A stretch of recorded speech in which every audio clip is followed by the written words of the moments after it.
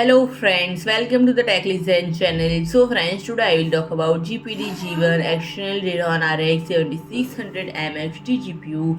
So friend, it is Oculink with a fresh entry into the external GPU space, currently dominated by Thunderbolt based enclosure with large desktop GPU and power supply on non-portable design. And friend, the G1 dock supports 3 USB 3.2 Type A, one USB4 Type C, DisplayPort 1.4a and HDMI 2.1 connectors. Furthermore, it has an HD 4.0 card reader and the full graphics card measures 22.5 into 11.1 into 2.98 centimeter and is therefore the size of the GPD WIN4 console. And the good news is that this dock has a built-in 240-watt GaN power supply, and the only requirement is a power cable. This should theoretically power the console through one cable.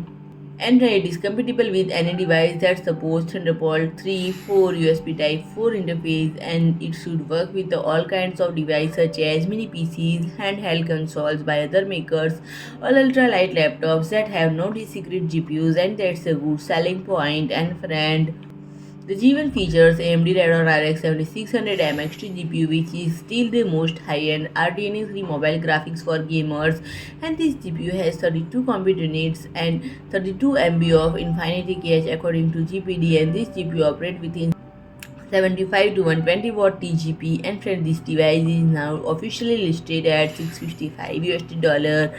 So friend, if you like my video, please do like, share and comment, and don't forget to subscribe my channel and press the bell icon.